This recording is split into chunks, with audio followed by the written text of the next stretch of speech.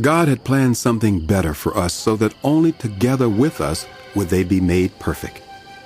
Therefore, since we are surrounded by such a great cloud of witnesses, let us throw off everything that hinders and the sin that so easily entangles, and let us run with perseverance the race marked out for us, fixing our eyes on Jesus, the pioneer and perfecter of faith.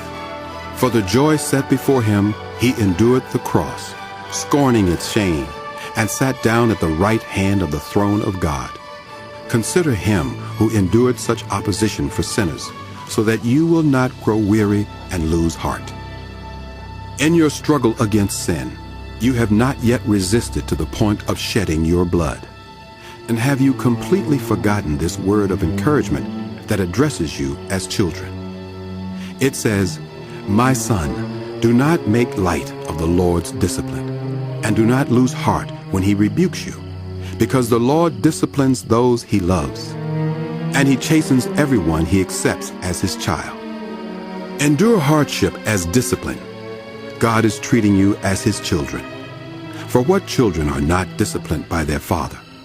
If you are not disciplined, and everyone undergoes discipline, then you are not legitimate children at all. Moreover, we have all had parents who disciplined us, and we respected them for it. How much more should we submit to the Father of spirits and live? Our parents disciplined us for a little while as they thought best, but God disciplines us for our good, that we may share in his holiness. No discipline seems pleasant at the time, but painful. Later on, however, it produces a harvest of righteousness and peace for those who have been trained by it. Therefore, strengthen your feeble arms and weak knees. Make level paths for your feet, so that the lame may not be disabled, but rather healed. Make every effort to live in peace with everyone and to be holy. Without holiness, no one will see the Lord. See to it that no one falls short of the grace of God, and that no bitter root grows up to cause trouble and defile many. See that no one is sexually immoral, or is godless like Esau, who for a single meal sold his inheritance rights as the oldest son. Afterward, as you know, when he wanted to inherit this blessing, he was rejected. Even though he sought the blessing with tears, he could not change what he had done.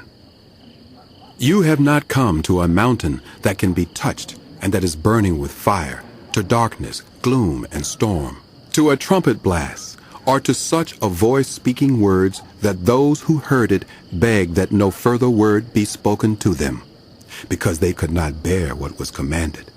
If even an animal touches the mountain, it must be stoned to death. The sight was so terrifying that Moses said, "I am trembling with fear." But you have come to Mount Zion, to the city of the living God, the heavenly Jerusalem. You have come to thousands upon thousands of angels in joyful assembly, to the church of the firstborn, whose names are written in heaven.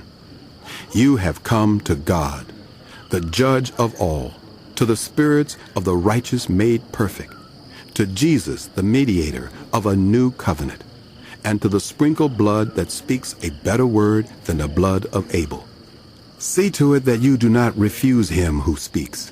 If they did not escape when they refused him who warned them on earth, how much less will we if we turn away from him who warns us from heaven?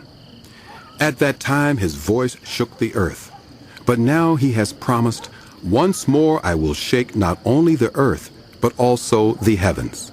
The words "once more" indicate the removing of what can be shaken, that is, created things, so that what cannot be shaken may remain. Therefore, since we are receiving a kingdom that cannot be shaken, let us be thankful, and so worship God acceptably, with reverence and awe, for our God is a consuming fire.